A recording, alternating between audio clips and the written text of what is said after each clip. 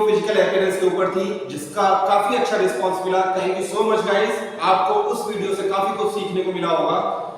तो आज की वीडियो हमारी बॉडी लैंग्वेज के ऊपर है, जैसा कि आप अपने टाइटल से देख ही चुके होंगे, व्हाट इज बॉडी लैंग्वेज। तो स्टार्ट करते हैं हम यहां से अपनी वीडियो। आई होप कि ये वीडियो आपको सेम पिछली वीडियो की तरह कुछ नया सिखाकर जाएगी। तो मैं हूं गौरव प्रधान, आपका personality development trainer. So start करते हैं। जब भी हम किसी से बातचीत करते हैं तो वहां पे हम ये सोचते हैं कि हम क्या कह रहे हैं और कैसे कह रहे हैं, इसका ज्यादा इंपैक्ट है। लेकिन यहां से अगर एल्बर्ट मेहराबियन की बात माने, ये कौन थे? ये हमारे एक रिसर्चर हैं एजुकेशन से रिलेटेड, एजुकेशन इंडस्ट्री से रिलेटेड, जिन्होंने ये थ्योरी निकाली है कि 55% आपका बॉडी लैंग्वेज, 55% आपका जो शरीर है, आपके शरीर के जो हाव भाव है, एक्सप्रेशन है, आई कांटेक्ट है, ये आपके लोगों से बातचीत करती है, ना कि जो आप कह रहे हैं और जो आप सुन रहे हैं। अगर मैं पूरे कैलकुलेशन की बात करूं तो 55% आपका बॉडी लैंग्वेज है और 38% आपका क्या कह रहे हैं, किस तरीके से कह रहे हैं, उस पर डिपेंड करता है। और खाली 7% आपने क्या बोला है और किस के बारे में बोला है, क्या टॉपिक बोला है आपने, उस चीज पे डिपेंड करता है। तो यहाँ पे आप समझ गए होंगे कि जो आप कह रहे हैं, जिसके बारे में कह रहे हैं, उसका ज्यादा महत्व नहीं रहता। यहाँ पे आपका केवल महत्व रहता है कि आपकी बॉडी लैंग्वेज क्या कह रही है, क्या समझाना चाह रही है। सो बॉडी लैंग्वेज को अगर हम इस तरीके से देख सकते हैं कि एक शरीर की भाषा, बॉडी का मतलब शरीर और लैंग्वेज का मतलब भाषा। सो शरीर आपकी क्या कहना चाह रही है, शरीर किस तरीके से कहना चाह रही है। अब उसमें कौन कौन से पॉइंट होंगे?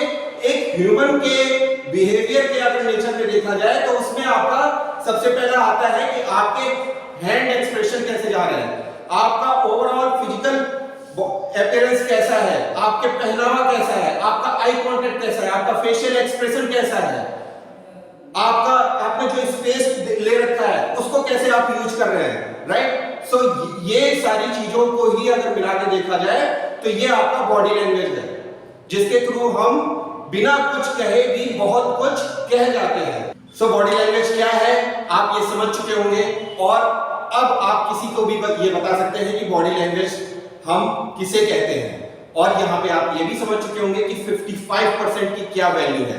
55% हमारा शरीर कैसे बात करता है, किस तरीके से बात करता है, यानी बॉडी लैंग्वेज कैसी होती है, उसी के ऊपर डिपेंड करता है कि हम लोगों को इंप्रेस कर पा रहे हैं कि नहीं कर पा रहे हैं। चलिए, सो अब बात करते हैं हम बॉडी लैंग्वेज कौन कौन सी होती है और कहां कहां पे हम किस बॉडी लैंग्वेज को यूज कर सकते हैं। तो बॉडी लैंग्वेज बेसिकली दो तरह की होती है, जिसको आप जिस भी सामने वाले पर्सन की बॉडी लैंग्वेज को आप देखकर ये कह सकते हो कि ये इस बॉडी लैंग्वेज टाइप का इंसान है। सो बॉडी लैंग्वेज के दो टाइप्स हैं, पहला ओपन पोस्चर, दूसरा क्लोज पोस्चर।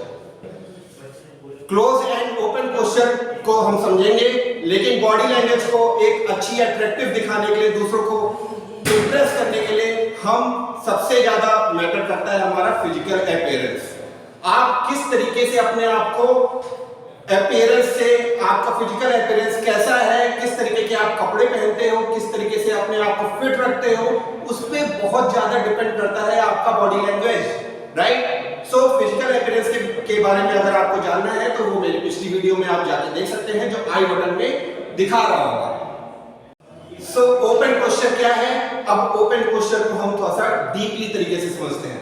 ओपन पोस्चर का मतलब है कि आप अपनी बॉडी को अच्छी तरीके से दूसरों के सामने खोल दीजिए। अब खोलने का मतलब ये नहीं कह रहा कि ये कपड़े आप उतार के दूसरों के सामने फेंक दीजिए, लेकिन यहां पे आपको ध्यान देना है कि आपके जो हैंड मूवमेंट है, जो आपके हाथों का पोस्चर है, जो आपके गेस्चर है, वो सारी चीजें आपकी कैसी होनी चाहिए? ओपन पोजीशन में रहनी चाहिए। आपके जो हाथ के पांव हैं, जो हथेलियां हैं, उसको आपको दूसरों के सामने जब भी बात करते हुए दिखाना है तो वो आपका ओपन पोस्चर में होना चाहिए, इस तरीके से खुला रहना चाहिए।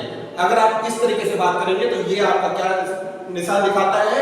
ये आपका एरोगेंस दिखाता है, ये आपका गुस्सा दिखाता है, ये आपका अपने आप को सुपीरियर समझने का दिखाता है। लेकिन अगर आप इस तरीके से बात करते हैं तो वो आपका इनोसेंट पर्सन दिखाता है, वो आपका मैच्योर पर्सन दिखाता है।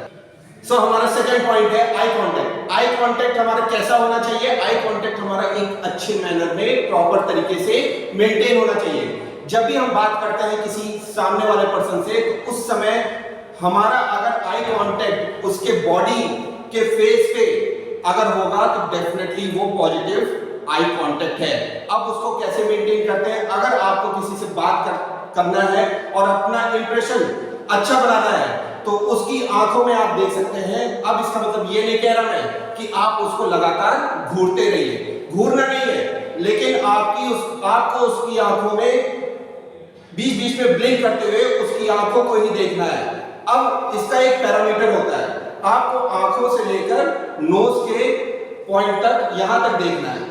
इसके अलावा आपको कहीं पे भी नहीं देखना है। अगर इसके अलावा आप कहीं पे भी देखते हैं तो वो एक बैड इंप्रेशन सामने वाले की नजरों में दिखाएगा, जिससे आपका ओवरऑल इंप्रेशन उसकी नजरों में खराब जा सकता है। सो अब आप समझ गए होंगे कि आई कांटेक्ट कैसा होता है। अब आई कांटेक्ट किस तरीके से आपको मेंटेन करना है ये भी आप समझ गए होंगे, और एक पॉजिटिव तरीके से हम कैसे मेंटेन कर सकते हैं वो भी मैंने आपको बता दिया है। सो अब बात आती है हमारे नेक्स्ट पॉइंट की, जिसका नाम है फेशियल एक्सप्रेशन। फेशियल एक्सप्रेशन आपका कैसा होना चाहिए? जब भी आप किसी से बात कर रहे हैं, सपोज दैट सामने वाला बंदा बहुत सीरियस है और वो कुछ ऐसी बातें बता रहा है जो उसकी पर्सनल बातें हैं, और वो आपको एक अच्छे फ्रेंड के नाते वो आपको सारी बातें बता रहा है, तो उस समय आपका फेशियल एक्सप्रेशन कैसा होगा? उस समय अगर आप उसके सामने ऐसे रहेंगे तो जाहिर सी बात है वो आपको अपनी पर्सनल बातें बताना पसंद नहीं करेगा। हो सकता है अगली बार से वो आपसे अच्छी तरीके से घुल मिल भी नहीं पाएगा। तो यहां पे आपको ध्यान देना है कि फेशियल एक्सप्रेशन कैसा होना चाहिए। सो अब फेशियल एक्सप्रेशन आपका स्ट्रॉन्ग कैसे दिखेगा? फेशियल एक्सप्रेशन के लिए आपको जब भी कोई सामने वाला बंदा अगर आपको कुछ इंपॉर्टेंट बात बता रहा है तो उस समय आपको नॉडिंग करना है। नॉडिंग का मतलब क्या होता है? सर हिलाना डुलाना है, राइट? अगर सामने वाला कुछ बताना चाह रहा है तो आपको उसकी बातों में सहमति दिखाने के लिए आपको सर को नॉडिंग पोजीशन में रखना होगा, आपको सर को हिलाना डुलाना होगा, और आपको अपने आईब्रोज के ऊपर ध्यान देना होगा। आईब्रोज को कभी अप कर सकते हैं, कभी डाउन कर सकते हैं, ये होता है आपका फेशियल एक्सप्रेशन।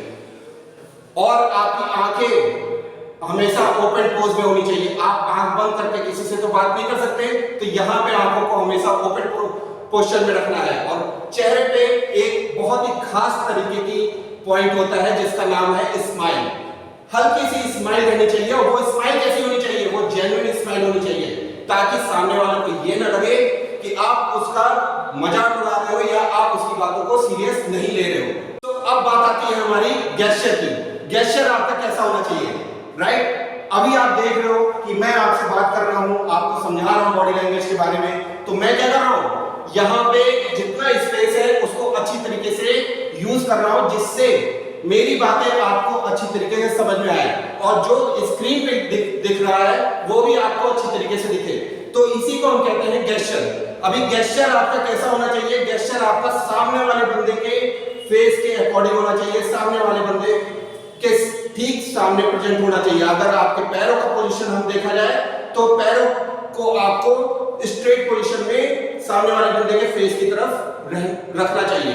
आपके हाथों का पोजीशन देखा जाए तो वो सामने वाले बंदे के फेस की तरफ रहना चाहिए। इसी को हम गेस्चर कहते हैं। सो यहाँ पे आप समझ चुके होंगे कि ओपन पोस्चर कैसा होता है। अब ओपन पोस्चर जब आप समझ चुके हैं तो ओपन पोस्चर में जितने भी सारे पॉइंट्स हैं उसको थोड़ा सा अपोजिट वे में अगर आप समझेंगे तो यहाँ आप क्लोज पोस्चर को समझ जाएंगे। आप क्लोज पोस्चर कहां पे यूज करते हैं और क्यों यूज करते हैं वो मैं आपको बताने जा रहा हूं। क्लोज पोस्चर में आपका कोई भी हैंड मूवमेंट नहीं होता है, और जब कोई भी हैंड मूवमेंट नहीं होता है तो उसका मतलब होता है कि सामने वाला बंदा आपकी बातों को इंटरेस्ट नहीं ले रहा है और वो आपको नहीं सुनना चाहता है। उसके पैर अपोजिट डायरेक्शन में होते हैं, ना कि सामने वाले के फेस के डायरेक्शन में होते हैं। उसका जो फेशियल एक्सप्रेशन होता है उसमें कोई एक्सप्रेशन ही नहीं होता है, तो इसी को हम क्लोज पोस्चर कहते हैं। इसका भी इस्तेमाल होता है दोस्तों, इसका भी इस्तेमाल होता है कहां पर हम कर सकते हैं? सेमिनार में कर सकते हैं। जब हम सामने किसी स्पीकर को सुन रहे होते हैं तो उस समय हमें कोई वहां पे बॉडी लैंग्वेज दिखाने की जरूरत नहीं है। वहां पे हम क्या कर सकते हैं? वहां पे अपने आप को क्लोज पोस्चर में बैठ के उसकी बातों को ध्यान से सुन सकते हैं।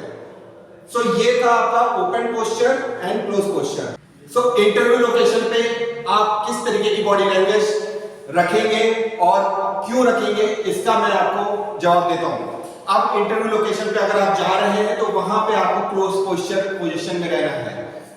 आप एक बात समझिए कि इंटरव्यू देने अगर आप जाते हो तो जब आप उस इंटरव्यू रूम के अंदर इंटर करते हो वहीं से आपका इंटरव्यू स्टार्ट हो जाता है। अब जब वहां से इंटरव्यू स्टार्ट हो गया तो आपकी बहुत सारी चीजों को नोटिस किया जाता है, जैसे आपने कैसे इंटर किया, आपने कितनी बार नॉक किया। अब नॉक करने की पोजीशन को अगर हम देखें तो नॉक आपको डोर पर 2 बार करना है। 2 बार से ज्यादा अगर आप 3 बार नॉक करेंगे तो वो अपने में एक अजीब सा लगता है। अगर आपके घर पे आके लगातार कोई आपका दरवाजा पीटे तो आपको कैसा लगेगा, वो खराब लगेगा। तो यहाँ पे आपको ध्यान देना है कि जब भी आप इंटरव्यू लोकेशन पे इंटरव्यू रूम के अंदर जा रहे हैं तो वहां पे आपको दरवाजे पे 2 बार नॉक कर कर ही जाना है। यहाँ पे आपको ये भी समझना है कि बिना नॉक किए अगर आप चले गए तो वो भी एक बैड इंप्रेशन होता है। आपके घर पे अगर कोई बिना नॉक किए अंदर आ जाता है तो वो आपको अजीब लगता है, राइट। अब उसके बाद बात आती है कि आप आकर चेयर पे कैसे बैठे, आप किस तरीके से चले, द वे ऑफ टॉकिंग, आपने बात करना कैसे स्टार्ट किया। तो उन सारी चीजों के लिए जो मैंने आपको बता रखा है, ओपन पोस्चर में आपके अपने हाथों को ओपन पोजीशन में रखना है। जब आप ओपन पोजीशन में रखेंगे तो सामने वाला बंदे को लगेगा, सामने वाले इंटरव्यूअर को लगेगा कि आप अपनी बातों को अच्छी तरीके से एक्सप्रेस कर पा रहे हैं। और अगर आप उन हाथों को बहुत ज्यादा ओपन कर देंगे तो उसको ऐसा लगेगा कि ये कैजुअल टाइप का इंसान है। और अगर आपने इस तरीके से कर दिया तो इसका मतलब है कि आप क्लोज पोस्चर में चले गए हैं और आपको इंटरेस्ट नहीं है इंटरव्यू का, आपको जबरदस्ती किसी ने भेजा है वहां पे। आपको आई कांटेक्ट मेंटेन करके रखना है अपने इंटरव्यूअर से। अब इसका मतलब ये भी नहीं है कि आपको लगातार उसकी आंखों में घूर कर देखना है। घूर कर अगर आप देखोगे तो जाहिर सी बात है उसको भी ऑकवर्ड लगेगा और आप तो अपनी बैड इंप्रेशन उसकी नजरों में बना ही रहे हो। तो यहां पे आपको ये ध्यान रखना है कि आंखों को बीच बीच में ब्लिंक करते हुए अपना एक आई कांटेक्ट अच्छी तरीके से मेंटेन करके रखना है इंटरव्यू को, ठीक है।